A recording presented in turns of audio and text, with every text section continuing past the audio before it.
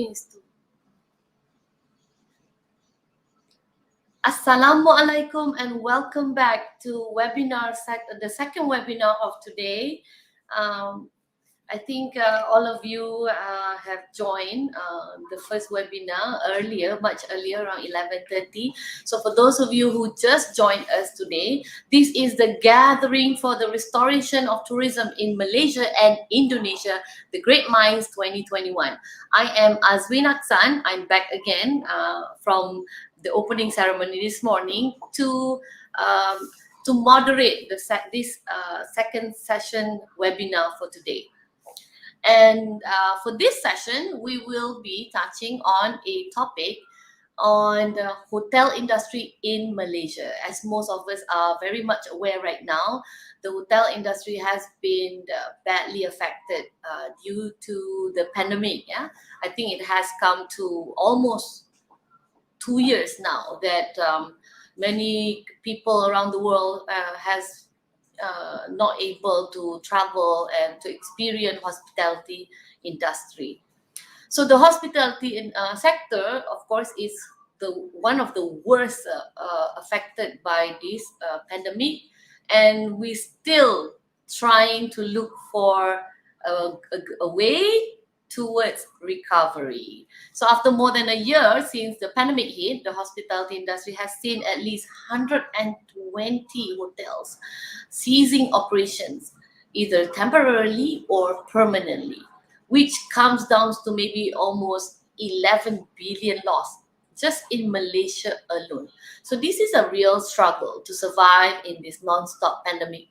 The challenges can affect both emotionally and financially to countries and to the people as well. So to address this concern, we are very honored to have with us today Dato Rosthman Ibrahim, the co-owner of LaCrista Hotel Melaka. Assalamualaikum Dato, apa khabar? Waalaikumsalam, Alhamdulillah. Thank you, Win. How are you? How are you?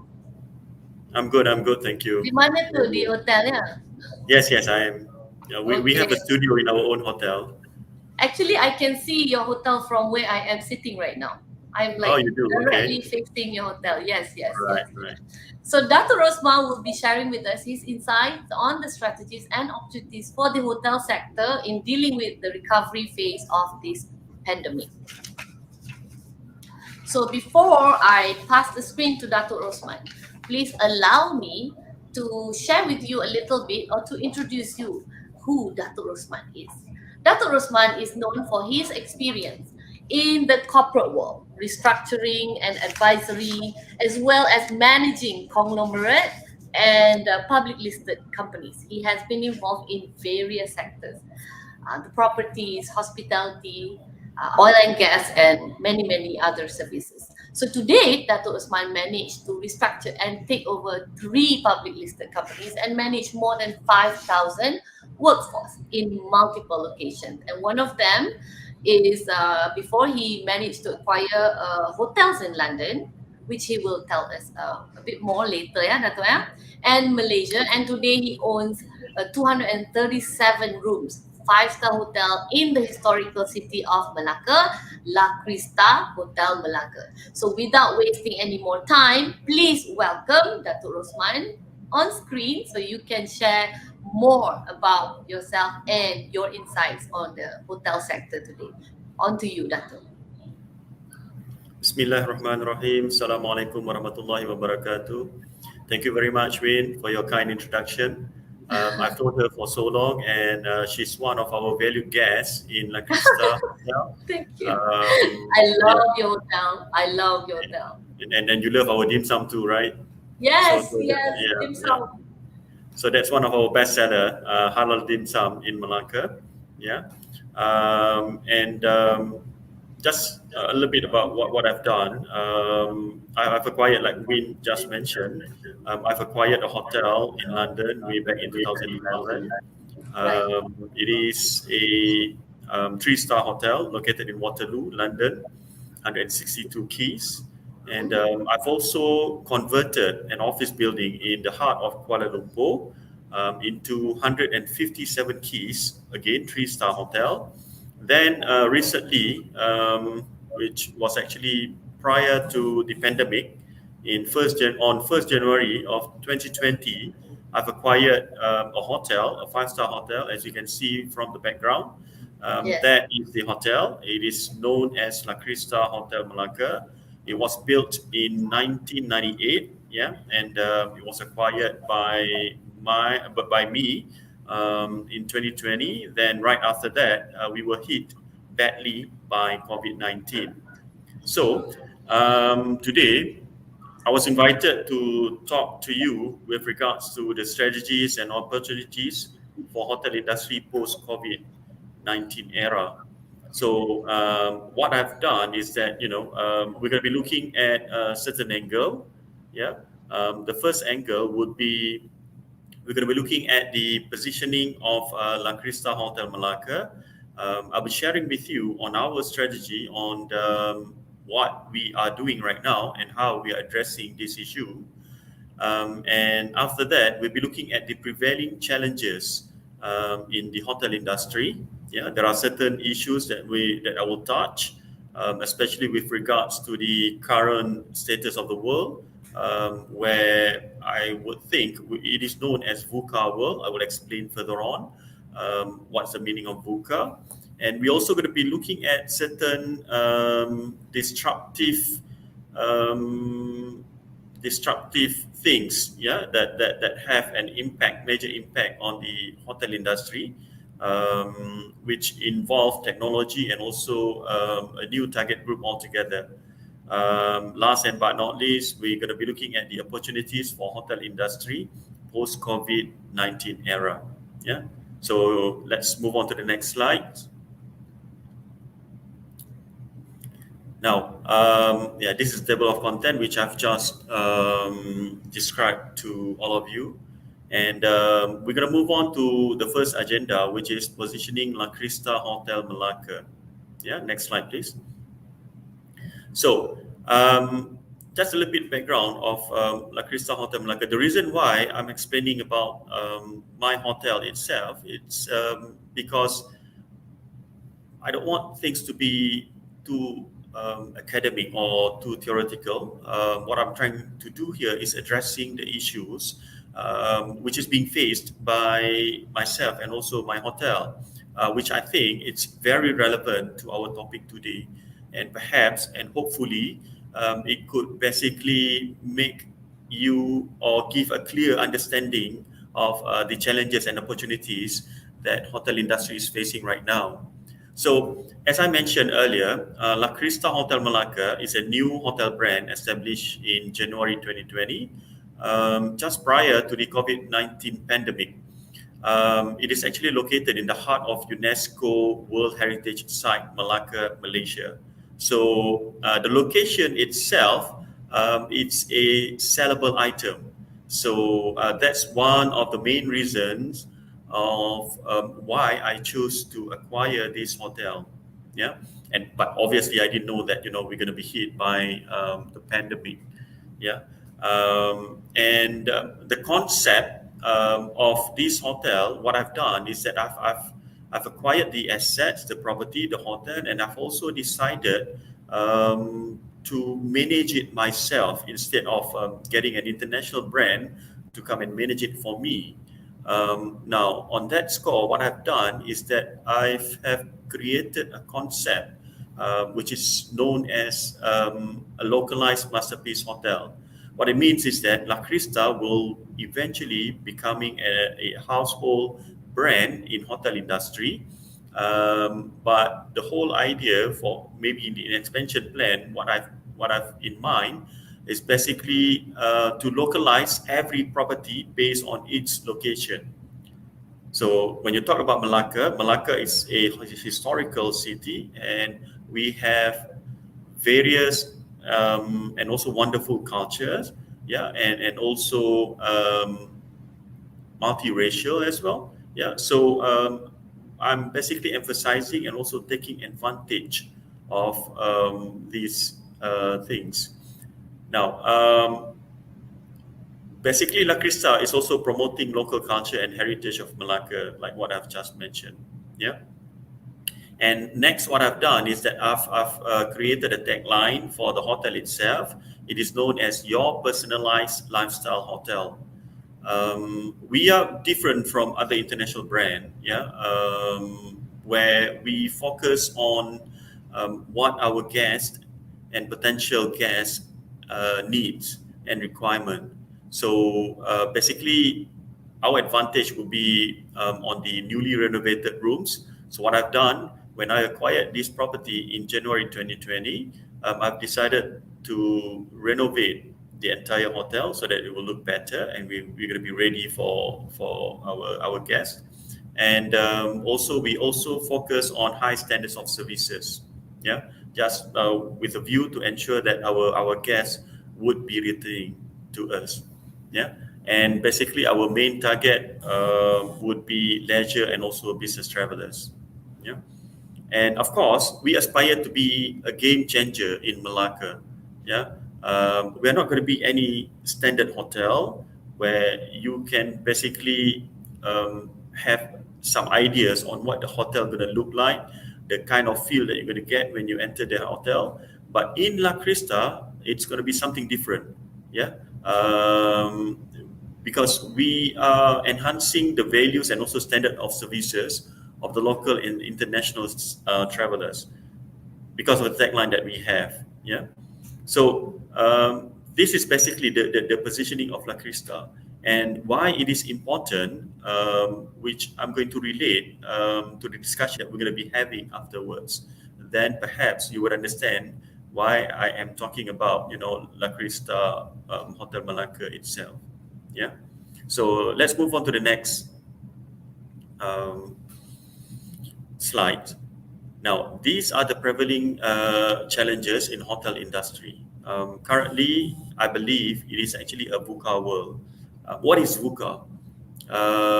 It's actually obviously an abbreviation. Yeah, V for volatility, U for uncertainty, C for complexity, and A from ambiguity.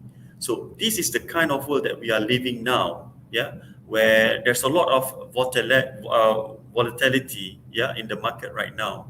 Now, this volatility, especially due to COVID-19, has escalated our cost in doing business, and it is mainly due to the various SOP standards that have been introduced by different government. I believe the same thing is being faced all over the world, including Indonesia. Yeah, and we can also see the rise in the price of raw materials. Yeah, and obviously some of the items we do import them from overseas, and we have seen an average of cost escalated up to 30%, which is actually quite high. So what this has done and impacted on the whole thing is that we've been forced to basically increase our price of rooms and also services. Yeah. And obviously, with a view to ensure that the guests will continue and keep on coming to our property, we would have to make something unique, yeah, for them to come back, even though there is actually an escalation in price. Yeah. And obviously, last but not least, now the wages have also increased, and we have seen that quite a lot. And currently, we are having issues to attract talent to come to work with us without an attractive wages. So it has actually provide some sort of I would say an issue, for the hotel industry. Yeah, especially when we are looking at the reopening of the border. Yeah, and now we are facing a hike in our business activities, which is quite good. I am not complaining, but at the same time, with a view to ensure that we are able to provide the services that is due to our guests, we are forced to spend more money, yeah, to ensure that we manage to get the right talent to be together with us. Yeah, so that's the kind of world that we are living in right now. It's too volatile. Yeah. At the same time, our world right now provide uncertainty. Yeah, we can see it in Malaysia. Yeah, I just want to share with you that we have a lot of inconsistency in terms of the SOP. Yeah, we've got so many SOPs, standard operating procedures, in managing COVID-19, to a certain extent that sometimes we are quite confused on what is supposed to be followed. Yeah, I'm not sure whether the same thing is happening in Indonesia, but I believe we are facing the same problem, because not just in Malaysia and Indonesia, but throughout the world. Yeah. So this is the kind of uncertainty that we are facing right now, because we are dealing with something which we wouldn't know whether it will change to another form. Yeah, with various variants of COVID-19 that is come into place. So it provides a lot of uncertainty. Yeah. And last but not least, of course, we're going to be looking at the border control policy. Like the last time when we have tourists to come to Malaysia would be in February 2020. Yeah. Ever since, we don't have any tourist group coming into Malaysia. And obviously, there's also news about having a travel bubble, yeah, within a few countries, but we have yet to see it being implemented. I believe a country like Thailand, which highly depending on tourism, have started to do that, and what I've read through the media, it hasn't been successful. Yeah, I think Singapore has tried to do the same, where they do cruise, a bubble travel on a cruise, but that also has not been really a game changer. Yeah. So border control policy is very important. We need to know when it's going to be changed or relaxed. Yeah. But I'm pleased to inform everyone that yesterday the government of Malaysia have decided to work something with Singapore, with a view to have certain relaxation in respect of the border control policy between these two countries. And Thailand has started way back, I think in early November. They've decided to open up their border for the Malaysians. However, the Malaysians would still have to go through the quarantine period if they were to come back, from overseas traveling, which is actually quite taxing, and it may hamper the tourism industry, yeah, as a whole. Because to come back, when you come back to Malaysia, you've got to go through a quarantine of at least 7 days, yeah, before you can actually be free to mingle or go around. Yeah.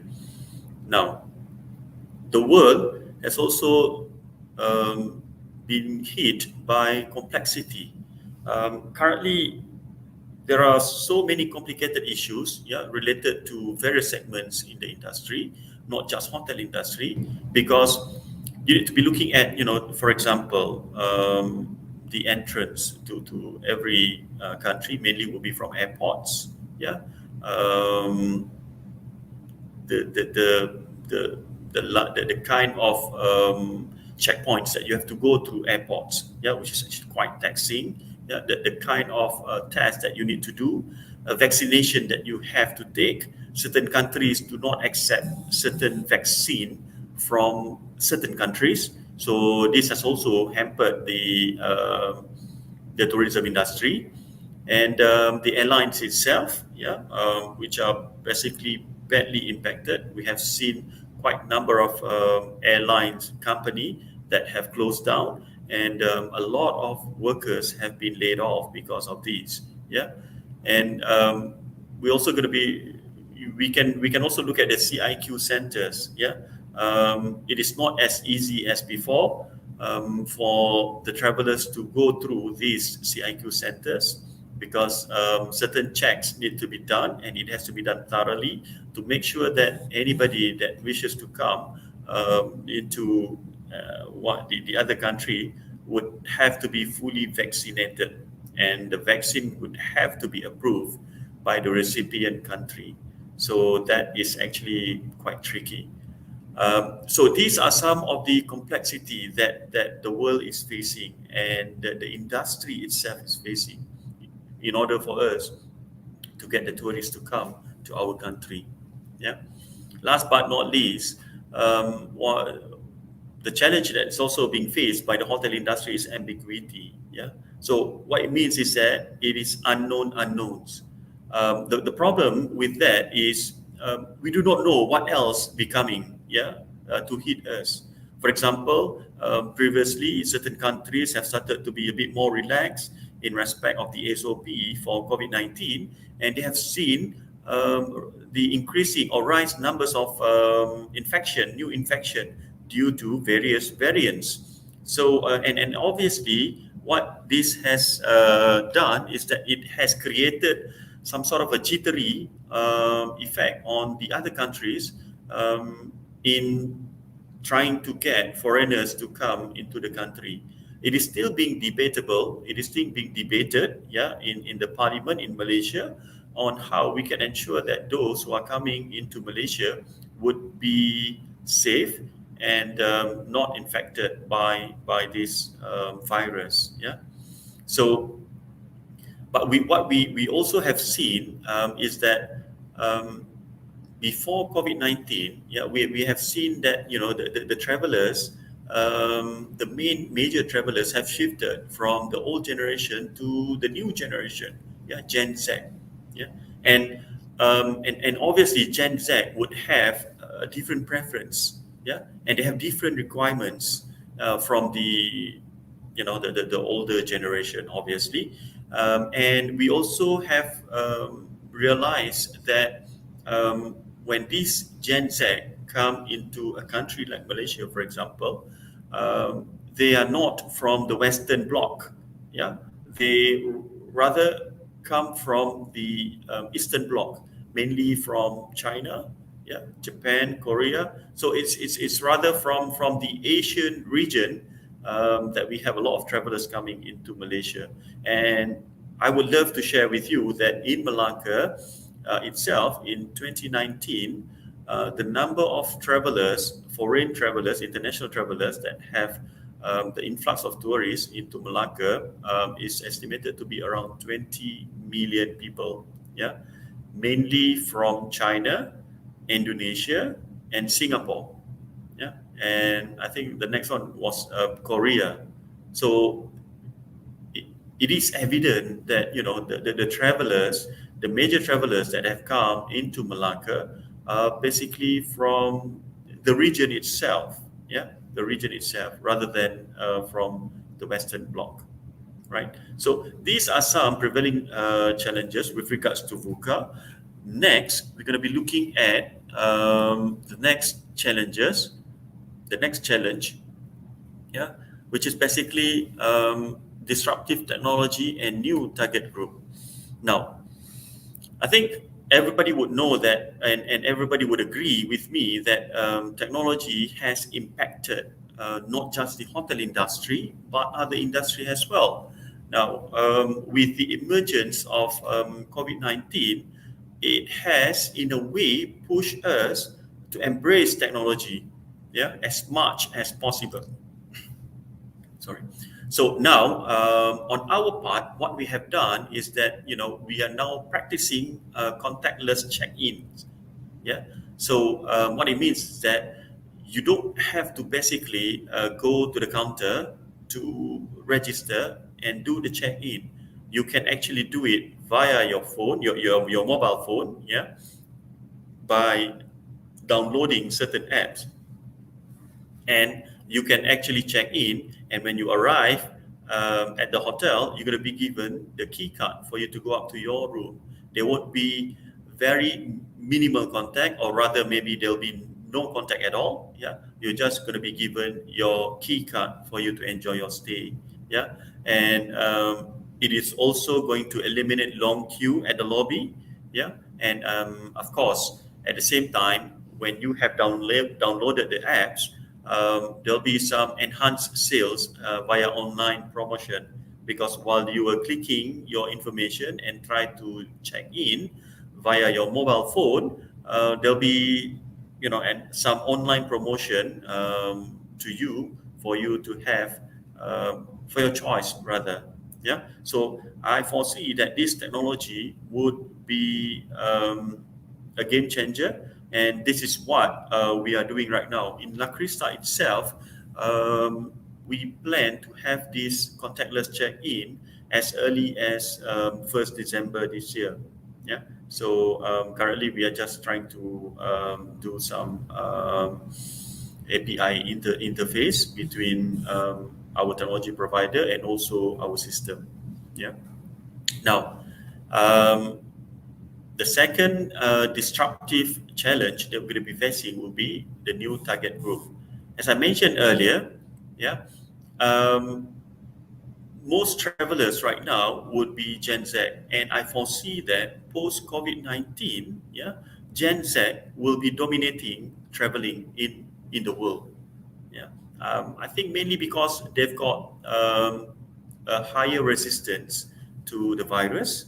Yeah, so that they are a bit more adventurous as compared to the other older generations. Yeah, so they're going to be doing a lot of traveling, and what we have seen is that um, most of the Gen Z, yeah, that have a lot of wealth, yeah, basically richer.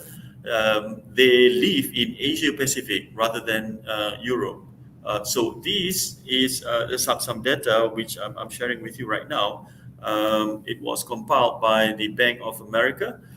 It shows that 37 of Gen Z wealth concentrated in Asia Pacific, Europe only 22%, and North America 20%. So basically, we should be looking at this new target group that is going to come and also travel around the world. Yeah. So these are some of the prevailing challenges. Basically, I've listed down two main challenges. Number one is the VUCA world right now, and also the disruptive technology and new target group. Yeah. So these are some of the challenges that I foresee the hotel industry is facing.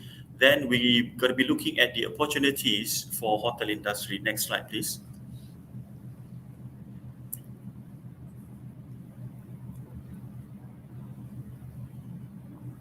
Okay, for opportunities for hotel industry post COVID-19, yeah, um, this is what we are facing right now.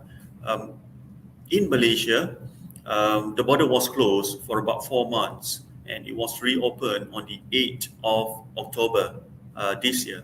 So what we have been facing since 8 October this year, we are facing 100% occupancy every weekend. Yeah.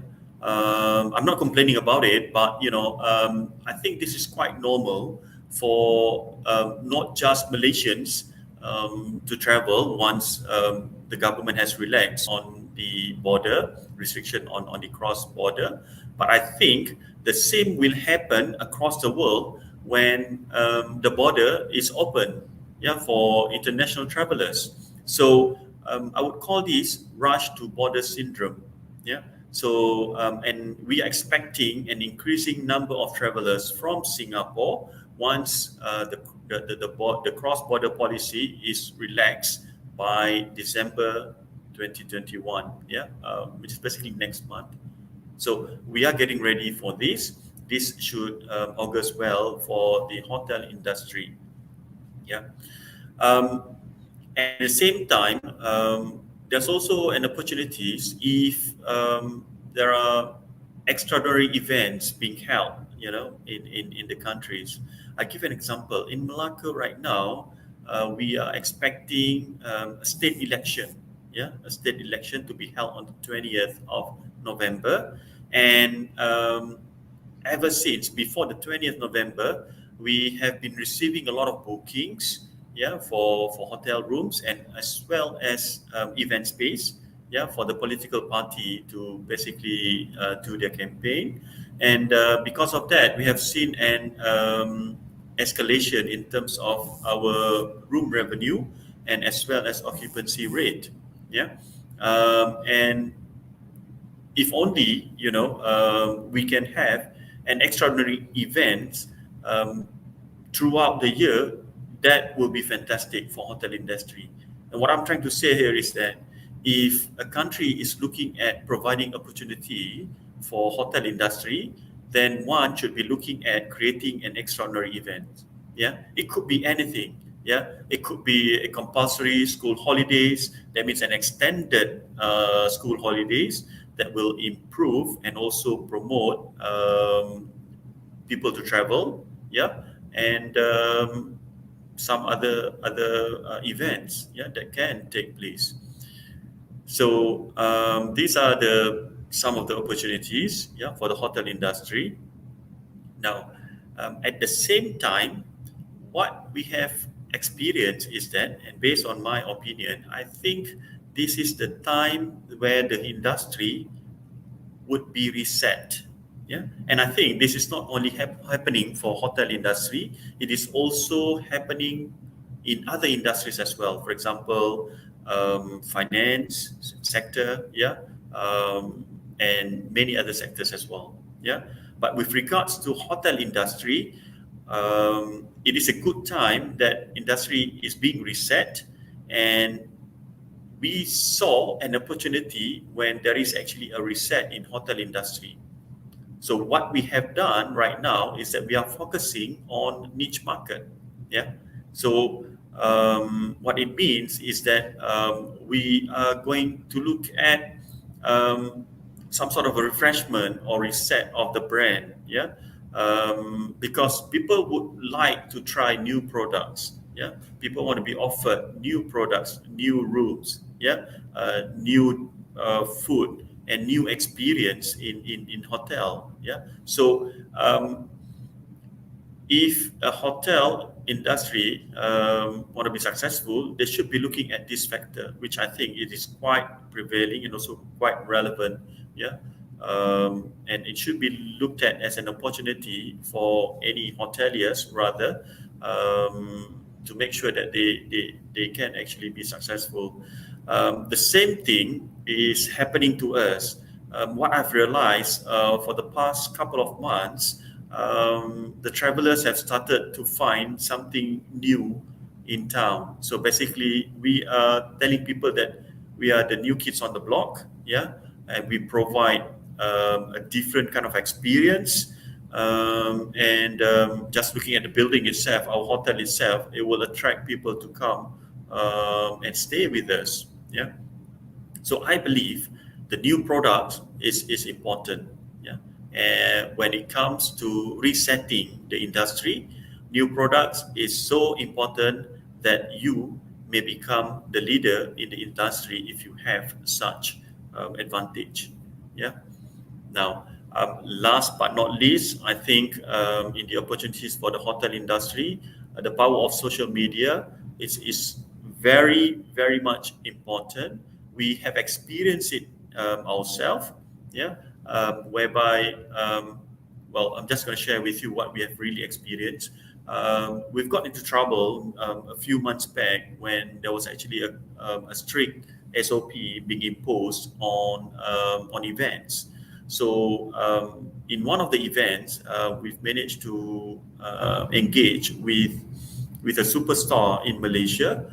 He's very well known in Malaysia, and somehow or rather we couldn't control the crowd, and there were a little bit of infringement in respect of the SOP, and someone posted that moment in the social media, in his social media. It was picked up by other people.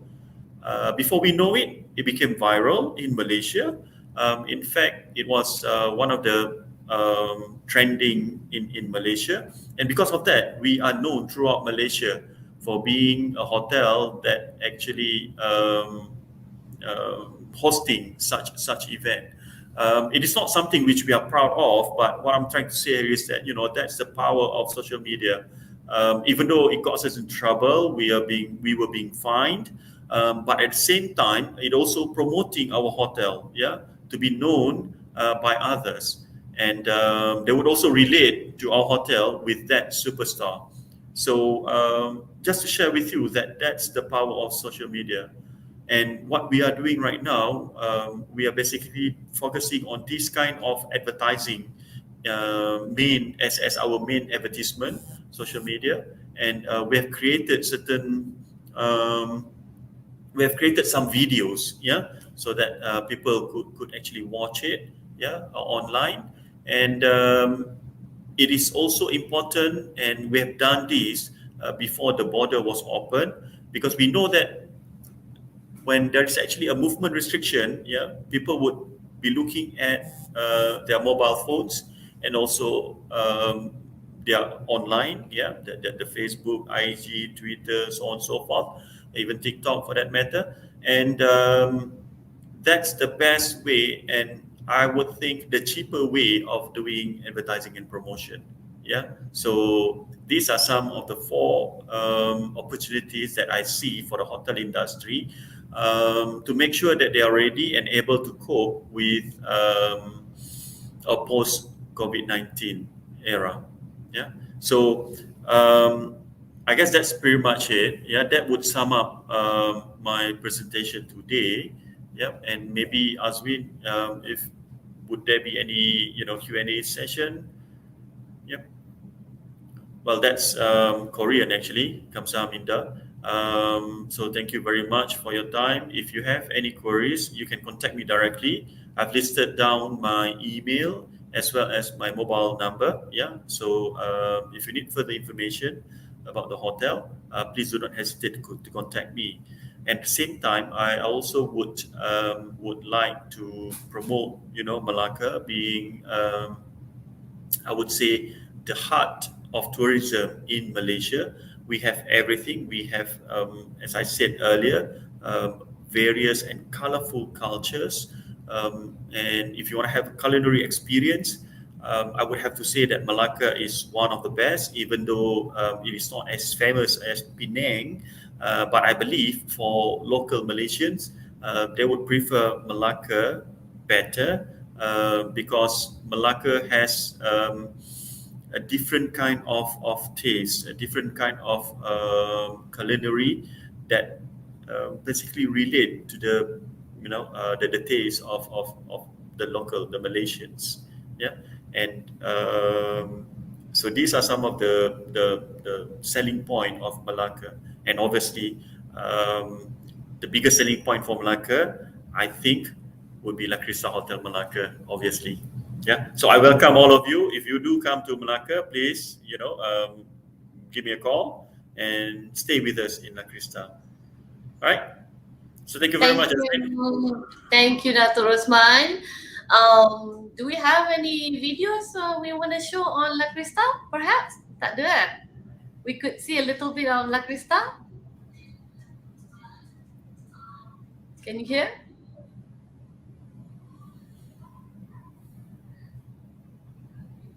Ada lagging sikit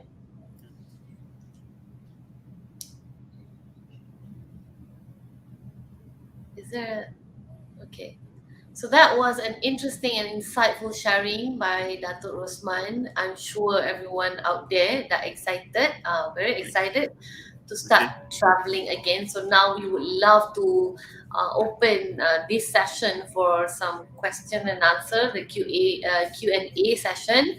I hope Dato Rosthman is here to address to this one question coming in.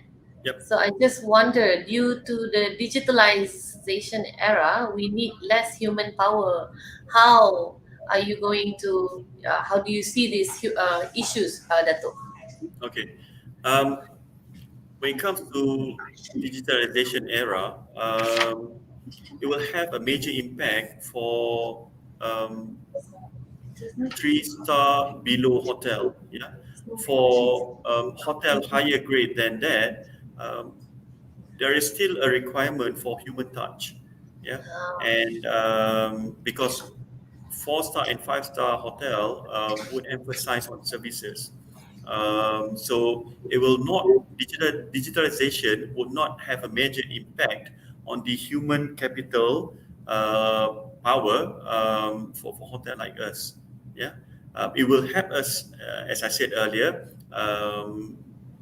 We are going to do like contactless check in, but we still need to have front office workers who would greet the guests when they come in, and we still need to have our doorman as also our bellboy to make sure that when our guests arrive at the hotel, they're going to be feel welcome, and they're going to be helped with all their during their stay in the hotel. So to answer that question, I think digitization era would not have major impact for high-end hotels, yeah, but perhaps on the low-end hotel probably would have. I mean, I don't see that it will have a major impact, but it will rather help these hotels with lower number of rooms, yeah, a smaller hotel to be managed by lesser people. So Dato, if the fact that you mentioned about contactless, kan? So in terms of workforce within the hospitality industry, how much do you think will change? Because just now you said there's no major, but I'm sure there is a slight major in terms of the size. So will this actually happens in your hotel, or what would be your advice to the smaller hotels, probably, who's Right. still struggling? Well, as you said earlier, my background is actually in corporate finance. Yeah, not so much of hotelier. So at the end of the day, I'll be looking at the bottom line. So my advice for the smaller hotel players, they should embrace and be looking at technology, yeah, to help them to operate the hotel. Yep, that will definitely have a major impact on their bottom line. Yep, Right.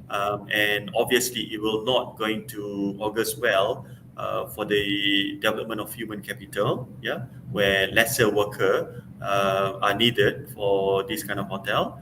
But I think, yeah, it will basically push the human capital sector to improve themselves. So meaning, yeah, the people would have or are being pushed to be more specialized in what they're doing. Yeah? So if you don't have any skills, then it's going to be difficult for you to get any job in hospitality business, because you can be replaced by machine easily. Right. Yeah. So and what will happen thereafter?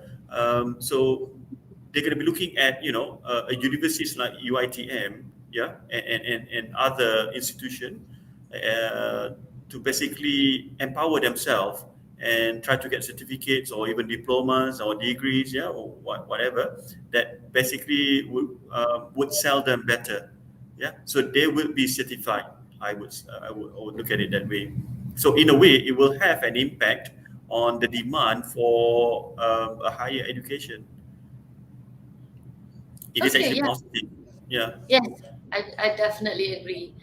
Earlier, yeah, Dato, you mentioned about social media and how it is a very important platform these days in promoting. Sometimes we become famous, sometimes we become infamous. So I guess in the context of what happened to LaCrista earlier, you probably have experienced both ways of the coin, can? So you manage to actually become famous out of that, but at the same time social media is, can actually spread within seconds or minutes, in on the things that we do not want to share. So in LaCrista itself, how much is the whole workforce applying the use of social media in promoting the hotel itself? So how far do you go with that? Okay. Now let me ask you, Win. Do you know about that case that made us Yes, famous? yes, I do. So that's a testament of how successful it was. Yeah. Yes, yes, yes. Of course I Um, know. yeah. I was supposed to be there that night, Oh, you by the way. okay? Luckily, you were not there, or else you're gonna Yeah, be fine as well. yes. So, what we are doing in LaCrista is that I've created a young team actually. Yeah, because you need a younger generation to embrace social media. People like me, we are basically Facebook generation. You're not in Facebook generation, yeah? You're probably in IG or Yes. Twitter. Well, yeah. No, I No, don't use Twitter. I'm more on Instagram. IG. Yes, IG. Okay, so okay, yeah. So basically, what I created a young and energetic team. Yeah, that always work to come up with contents. We need contents. Yeah, and we need creativity. Yeah. For example, we have a celebration of Deepavali recently. So what I've told them is that I want us to create a parody for Deepavali. So instead of having a normal poster, a video that shows how Yeah. Deepavali is being celebrated, what I've challenged them to do is basically to come up with parody. So what they have done is actually they came up with a parody of Kabali. Kabali is actually a famous Indian movie Yes. starring Rajini Khan. Yeah, so he's world famous. I think he's the world most famous actress. Yeah, in terms of numbers of Right. followers. So we did a parody of Kabali. Yeah, but we did it in the hotel, and we used local talent, meaning our own crews. Yeah, so and I think it has a positive impact, yeah, because they see that we are a bit more relaxed, even though we are actually a five-star hotel. We also have done videos where we use our own local talent. Even our general manager is involved in creating that video, and it was quite funny. It had a positive impact to what we are doing. So it is very important, and we have invested a lot of money and also manpower to come up with this to manage our social media. Yeah. Right, right. So just now you mentioned also, actually we have a question, but I'm not sure if I understand the question. So I'm just going to ask you here. Oh, ni ada lagi satu masuk. You did mention about contactless check-in. Okay, how if I think Dato already attended to this question earlier, kan? Yeah. So So earlier you mentioned, yeah, Dato, about occupancy rate at your hotel. Given the apa election coming up, I think so. So has the election has been the only program that has actually helped the hotel in terms of occupancy this year, or since you started? Because I remember when LaCrista closed temporary, in May, I think, was it May or June? I if was I was quite worried lah, because I see a lot of hotels shutting their doors, some permanent, some temporary. So when LaCrista announced, because I received the message as well, since I always go to LaCrista, so I was quite worried that this macam, it may take a long time for you to reopen, but you manage. So when I went back recently, and I see, oh wow, like the same face, you managed to keep the same, some of the same employees. So I was very impressed, yeah, Dato, to be honest, that you were able to sustain your workforce and the same faces, and they, when I went back, they still know who I am. So I'm like, wow, this is amazing. So how, maybe you can share with us your insights on that. How were you able to sustain? I think you were closed more than 2 months, I think, right? Or 1 month, 3 months plus. 3 months. There you go. That's a long time. So how do Yeah. you manage to sustain that? Yep. Well, in order for me to sustain our talent, yeah, what I've done is basically I've created this idea of values and cultures of LaCrista itself.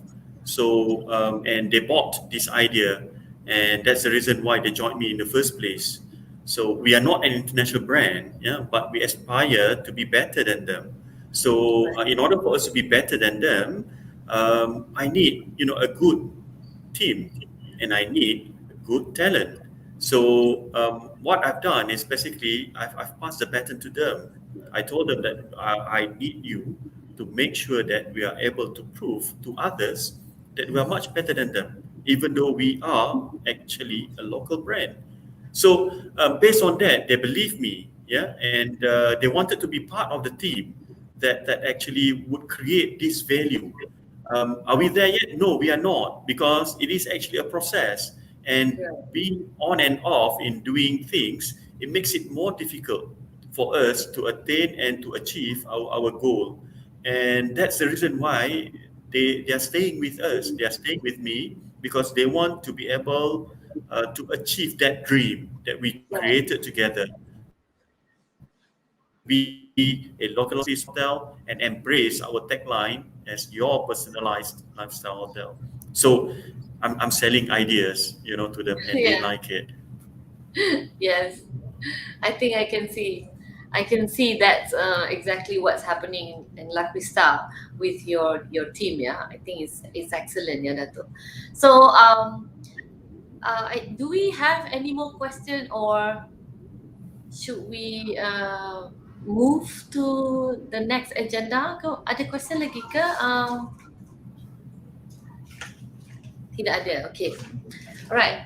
Thank you so much, Dato Rosthman. Again, I think it has been excellent to hear this side of the story, how the hotels are actually trying to survive in this pandemic, which is I'm sure it's not easy. I couldn't speak for you because you are in the industry, and I'm sure just the way I see some hotel has been shut down and some has been temporarily closed.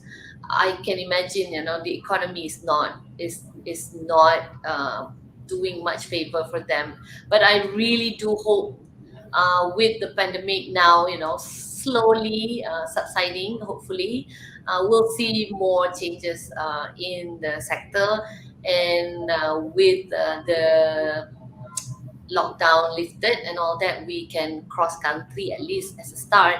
People are starting to check into hotel Dato, for staycation and then traveling. And I think Melaka for the past 3 weeks has been, oh, very, very busy. I mean, I live near the area of Klepang. So that area is where all the tourists come for coconut shake and Korea, Melaka, and all that. So I We are can expecting imagine. we're expecting more because December is coming, and Right, obviously it's going to be end of the year. A lot of people will right, be traveling because of holidays and whatnot. So we're expecting the trend to basically maintain, or if not better than this year. So we have right, started to experience it since October last month, yeah, and we're expecting more to come in November because of the state election. Yeah, but the same would be maintained in December, if not better, because of the holidays. So, like I mentioned earlier, we need these extraordinary events to happen, in order for us to experience, I would say, as payback period for the hotel yeah. industry. Yeah. So what do you have in mind, Dato? Extraordinary event. I think I need to work with the local authorities, yeah, to come up Right. with. But then again, when you talk about the authorities, they are a bit, cautious on Yes. doing these kind of events. And yeah, that is something which I won't be able to, to say out here. Explain. I understand. And I don't have the authority to say the same. And I saw that someone posting Mari High Tea di La Crista. So Oh, yeah, I guess our hello, weekend high Adam. tea. That's my student too, Dato. Oh yeah, our Yeah. weekend high tea has been quite famous and in town. Yeah, because we've got live band. Yeah, and various type of foods. Yeah, so please do come. We Yes. have it every Yes, weekend. please. Please do visit La Crista Hotel for food. I love the coffee there. For some reason, I love the ambience sebenarnya, to be honest. I just love being there because, people know me. So I like it. Anyway, um, So I think it is. I think we've learned a lot, yeah, Dato, from these sessions. That again, yeah, I would like to thank you again and again and again for agreeing to share with us your insights this afternoon, this evening, and I hope we can continue to work with you again in the future. Sebenarnya banyak lagi, Dato, that we can actually bring to the table, but I think we have the next agenda. Jadi to everyone out there, if you have questions, I'm sure you can drop them in the chat box, and I'm sure Dato Rosthman is more than willing to address them. Or you could come and meet Dato Rosthman personally at his hotel in LaCrista. Yeah, that would be even better. So we can I'll get be around. I'll be around. add more friends. Yeah, Dato Rosthman is there to say hi to all the guests, inshallah. And then come join, meet up my team, and you can see that they're different. Yeah. Yes, it is very beautiful. What LaCrista have done to the hotel is extremely amazing. The new rooms, the lobby, yeah, everything there. The new restaurants. In fact, there is a new outlet there, so I think it's worth paying them a visit and check it out for yourself.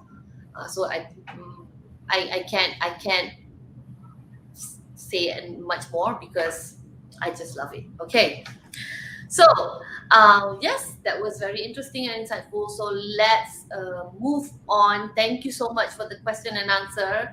So let us now, please allow me, Dato, to move to the next agenda, which is the virtual tours again. So every webinars we have prepared for you virtual tours, and this time we're going to have 2 more. So I hope everyone is ready to enjoy the first virtual tour for webinar, the second webinar this afternoon, which will be on Sabah. So anyone out there, Mrs. Sabah, so now you can enjoy this virtual tour put together by University Technology Melaka.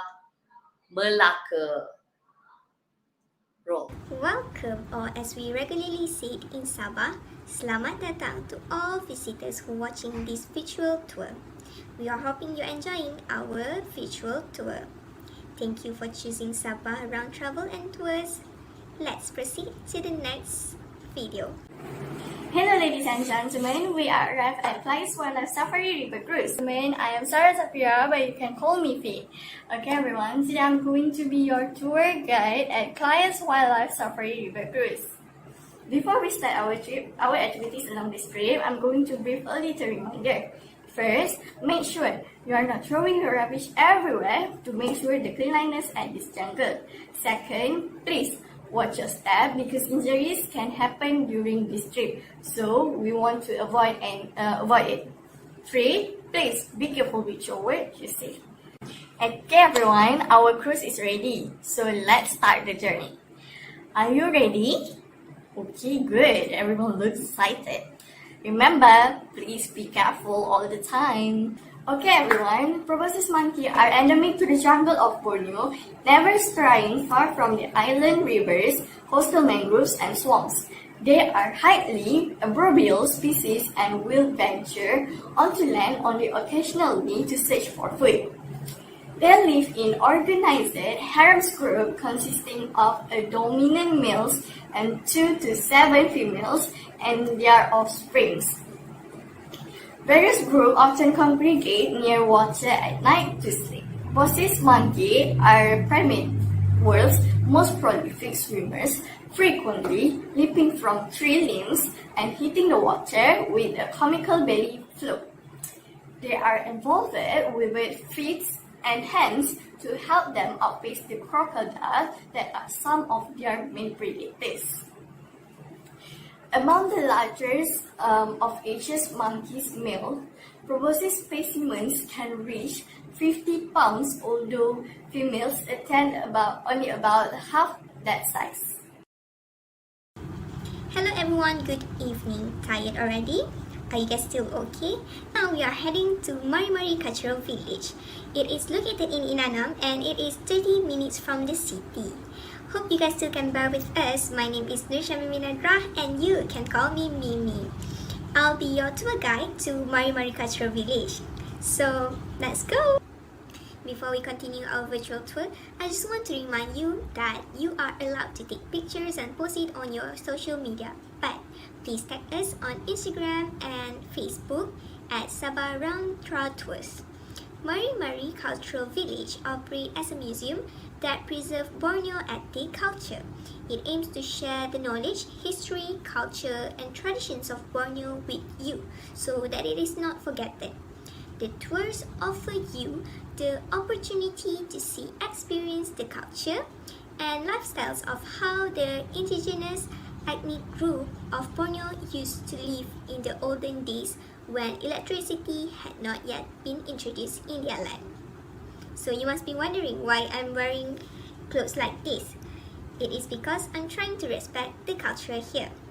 The village features 5 different ethnic tribes in one village. There are the rice farmers, Kadazan Dusun, the longhouse resident, Rumos, the hunters and fishermen named Lundaye, and the cowboy, Si Kipsi, Bajau, and the famously feared headhunting tribe, which is Murut. You guys might be wondering, do we only get to see with our eyes only when we get there? The answer is no. For a more hands-on experience, check out the little huts in the village where daily routines of traditional Sabahan life come alive. Grab the chance to see blue pipe making demonstration, using bamboo, tattoo making demonstration, and get in a depth look at the mystical symbolism behind them. Even fire starting demonstration as well, as learn about the locals' belief and culinary specialties, and I'm sure that you will get the chances to come here and experience it in real life. Visitor will also get the chance to sample Sabahan traditional delicacies from each ethnic group, watch a cultural performance to understand the Mari even better, and enjoy an authentic meal before heading back to your hotel. Now, as you can see, there are a cultural performance that are performed by different tribes. So let's enjoy a short performance from them.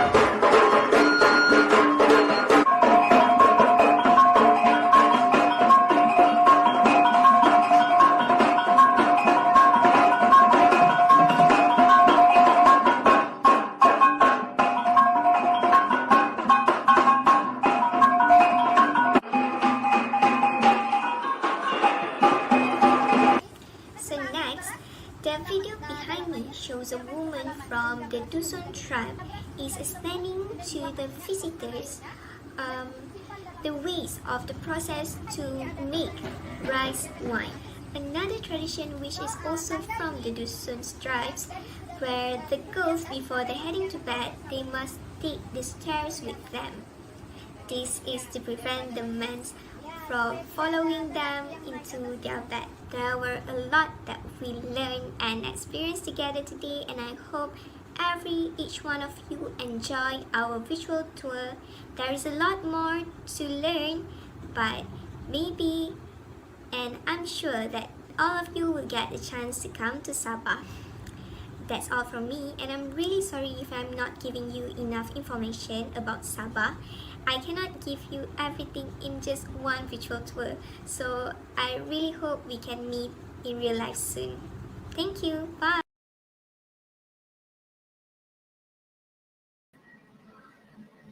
Wow, Sabah ba? Yuk kita ke Sabah. Aku mau ke Sabah nih. So, how do you find that virtual tour? Do you find that interesting? Do you feel like packing your bags already and heading to Sabah? Ya, sabar, Mbak, sabar. Ya, belum waktunya. Nanti bila sudah tiba kita ke Sabah ya semua. Okay, so moving on. Jeng, jeng, jeng, jeng, jeng, jeng, jeng, jeng. I am going to take you on a virtual tour to the none other than Bali. Siapa yang rindu sama Bali nih di Malaysia? Every one of us, ya. We miss going to Bali. However, we still waiting for the green light to hit Bali very soon, inshallah. So in the meantime, let's enjoy this virtual tour on Bali and see what is going on there. Alright, what is happening, you beautiful people? How are you today? My name is Bagus, and today I will be your tour guide in this exciting virtual tour exploring Sayan village. So, without further ado, let's get started. Away from the hustle and bustle of the city lies a beautiful village named Sayan. It is located in the outskirts of Ubud, which has been well known for its natural ambience, authentic cultures, and heritage. This village is located approximately 38 kilometers from Ngurah Rai International Airport, an easily accessible place indeed. Well, ladies and gentlemen, let's move on to our first destination in this virtual tour, which is going to be Young Artist Painting Gallery. Now, Young Artist is a painting genre that was introduced by a famous painter named R.A. Smith. He succeeded in awakening the creativity of the young generation in Panestanan through painting. Thus, it is called Young Artist Painting. The uniqueness of this genre lies in the seemingly simple portrayals of villages' traditional life. In addition, the other unique trait of this painting is the use of two-tone color palette, which consists of gadang, meaning green, and gading, meaning yellow. Those colors are inspired by the nature of soil itself during the harvest season. And prior to the creation of the painting, the painter conducts a prayer, asking for a blessing throughout the process. The duration of this painting depends on the complexity of its painting, of course. Some may take days, while some of them may take weeks to finish. Let's move on to the next, shall we? Which is going to be Taman YBhg, or the Garden of Holy Water. As the name implies, this is the place to seek the holy water and performing Malukat tradition, or the ritual to clean and purify human body and soul. Hinduism and Bali believe that every human being has a dirty nature and must be clean. Therefore, Malukat ritual aims to eliminate various negative elements in people's mind and soul. The holy water in YBhg temple also very closely associated with mystique and uniqueness feel to it. A lot of people say after performing the Malukat rituals, they feel more lively. Manjual is a legendary place to eat in Sayan, which has been famous since the 1980s. This place may not be familiar to those who are visiting Sayan for the first time, but the fact is that it has been visited and received many good reviews from many artists and food bloggers in Indonesia. This restaurant serves exclusively nasi ayam campur, or local mixed chicken and rice. You may find a lot of places in Bali that sells the same meal, but Manjual's traditional chicken seasoning is the thing that made them famous and stand out above the rest. In a plate of this nasi ayam campur, there are ayam betutu, chicken with this special seasoning that's really famous in Bali, lawar kacang, or long beans with traditional seasoning, sate lilit, or ground chicken satay, sambal, or chili, kacang, or peanuts, and eggs. This place is far from luxurious, only located in a house area. But once you visited Manjual and tried their nasi ayam campur, you will always want it to come back. It is the same reason why some people also call Manjual as a hidden gem. Alright folks, that's for today's tour. Thank you for joining me today in this beautiful and splendid moment. I really hope that I can meet you all in person and take you to this beautiful place right here. And until then, have a great day. Bagus out. Wow, that was a different side of Bali, but it's so beautiful. And look at the food they serve. Oh, I'm so excited. I'm so excited. So teman-teman di Indonesia, we want to go and visit you. So please have us, inshallah. So for all of your information, that the last virtual tour was put together by Politeknik Pariwisata Bali. Okay. So with that, we have come to the end of our webinar for today. And I would like to wrap it up by thanking our panel speaker much earlier, Dato Rosthman Ibrahim of LaCrista Hotel Melaka. And I hope all of you have also enjoyed the 2 virtual tours that we brought to you earlier on Sabah and Bali. So before I end the session, let me remind you again, the session is ending today as of now, but we will see you again tomorrow, inshallah, at 9 o'clock. So if you can see on the screen right now, we have webinar 3 coming up to you at 9 o'clock tomorrow on Indonesia tourism post-COVID-19 rebranding and revitalizing by Dr. Franciscus Xavier. So then followed by webinar 4 and webinar 5 as specified on the screen on reinventing tourism again in Indonesia and all that. So I hope all of you stay safe out there, and we will see you again tomorrow, inshallah. Bye-bye.